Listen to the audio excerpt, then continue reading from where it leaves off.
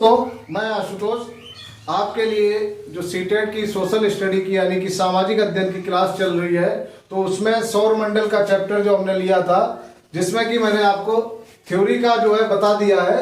ठीक है, सौर मंडल का जो हमारा चल रहा है, इसमें मैंने आपको थ्योरी का 2 क्लास में थ्योरी आपकी कंप्लीट करा दी है।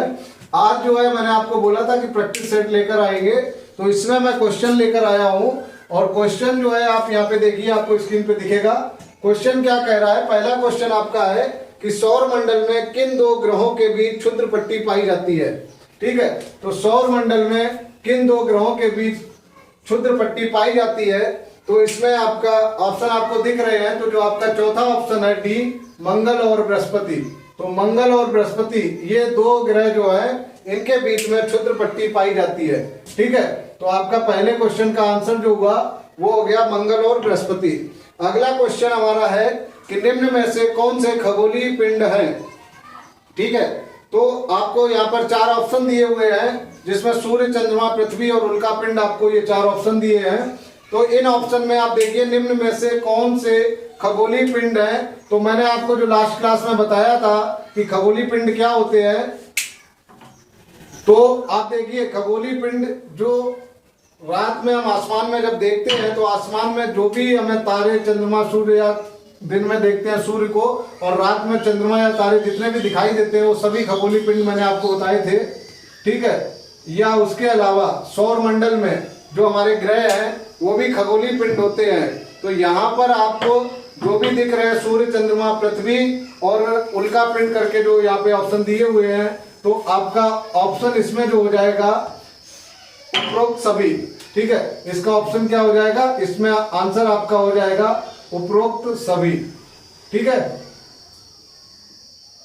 अगला क्वेश्चन हमारा है कि किन खगोलीय पिंडों को तारा कहते हैं। अगला ऑप्शन जो हमारा है, इसमें कह रहा है कि किन खगोलीय पिंडों को तारा कहते हैं। तो इसमें मैंने आपको बताया था, ऑप्शन ये दिया हुआ है, पहले आप ऑप्शन देखिए। जो आकार में बड़े होते हैं, तो जो आकार में बड़े होते हैं उनको तारा कहते हैं क्या? जिनके पास अपनी ऊष्मा व प्रकाश होती है उनको तारा कहते हैं, या फिर जिनके पास अपनी ऊष्मा और प्रकाश नहीं होती है उनको तारा कहते हैं, या फिर जो अपने अक्ष पर घूमते रहते हैं और दूसरे पिंडों की परिक्रमा करते हैं उनको तारा कहते हैं। तो इसमें जो आपका आंसर है, आंसर हो जाएगा आपका बी, जिनके पास अपनी ऊष्मा व प्रकाश होता है। ठीक है, जिनके पास अपनी ऊष्मा व प्रकाश होता है, ये आपका आंसर हो जाएगा। अगला क्वेश्चन कह रहा है कि तारों के विभिन्न समूहों द्वारा बनाई गई विविध आकृतियां क्या कहलाती हैं। तो ऑप्शन आपको यहाँ दिख रहा है। ऑप्शन में कह रहा है कि तारों के विभिन्न समूह द्वारा बनाई गई आकृतियां आपका आकाश गंगा कहलाती हैं, सौर मंडल कहलाता है, एंड्रोमीडा कहलाता है, या फिर नक्षत्र मंडल कहलाता है। तो आपका जो ऑप्शन हो, आंसर जो इसका होगा वो हो जाएगा नक्षत्र मंडल कहलाता है।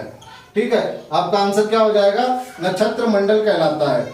अगला क्वेश्चन है अंतरिक्ष से संबंधित अर्सा मेजर या बिग बिया का संबंध किससे है। तो इसका ऑप्शन आपको दिए हुए हैं सौर मंडल, नक्षत्र मंडल, क्षुद्र ग्रह समूह, या इनमें से कोई नहीं। तो इसका आंसर भी आपका नक्षत्र मंडल हो जाएगा। आंसर क्या हो जाएगा? नक्षत्र मंडल। ठीक है, अगला क्वेश्चन आपका कह रहा है किन खगोलीय पिंडों को ग्रह कहा जाता है। तो इसमें ऑप्शन आपको दिए हुए हैं जो आकार में बहुत बड़े होते हैं, जिनके पास अपनी ऊष्मा व प्रकाश होता है, या जिनके पास अपनी ऊष्मा व प्रकाश नहीं होता है, जिनका अपना गुरुत्वाकर्षण बल होता है। तो आप देखिए सवाल कह रहा है किन खगोलीय पिंडों को ग्रह कहा जाता है। तो ग्रह जिनको कहा जाता है उनके पास अपनी ऊष्मा व प्रकाश नहीं होता है। अपनी ऊष्मा व प्रकाश नहीं होता है। बहुत ध्यान से देखने की जरूरत है। जिनके पास अपनी ऊष्मा व प्रकाश नहीं होता है उनको ग्रह कहा जाता है। ठीक है, अगला क्वेश्चन है, कह रहा है कि निम्न कथनों पर विचार कीजिए, कौन सा कथन सत्य है। पृथ्वी एक ग्रह है, वह यह अपना संपूर्ण प्रकाश व ऊष्मा सूर्य से प्राप्त करती है। पहला आपका ऑप्शन कह रहा है कि पृथ्वी एक ग्रह है और यह अपना संपूर्ण प्रकाश व ऊष्मा सूर्य से प्राप्त करती है। अगला इसमें ऑप्शन दिया हुआ है, पृथ्वी सूर्य से दूरी के हिसाब से चौथे व आकार में तीसरे नंबर, क्या कह रहा है, पृथ्वी सूर्य से दूरी के हिसाब से चौथे व आकार में तीसरे नंबर का ग्रह है।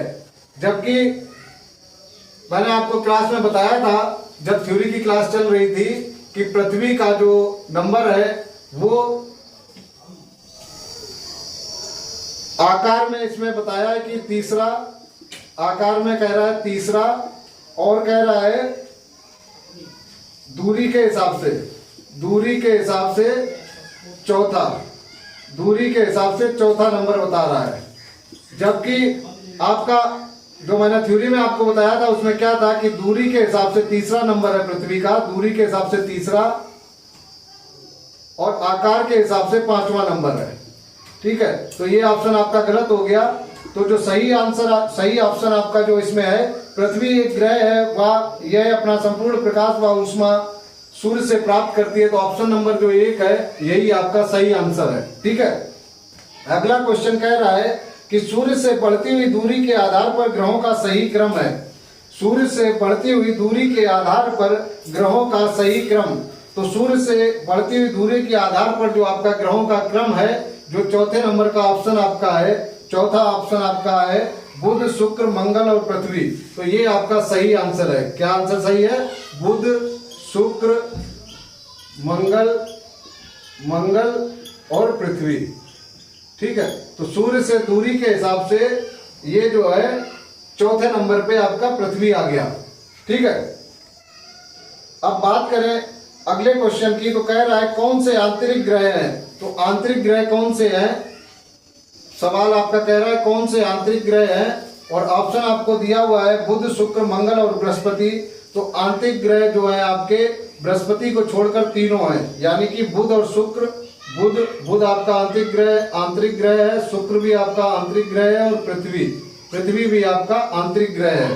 ठीक है, लास्ट क्वेश्चन आपका कह रहा है कि बाह्य ग्रह क्या है। बाह्य ग्रह, तो बाह्य ग्रह की अगर बात करें तो इसमें ऑप्शन दिया हुआ है आपको बृहस्पति, वरुण, शनि और अरुण।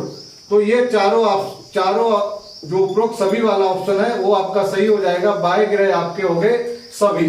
ठीक है, तो आज की क्लास में इतना ही। अगली क्लास में मैं आपके लिए सौर मंडल से ही कुछ और क्वेश्चंस लेकर आऊंगा। धन्यवाद दोस्तों।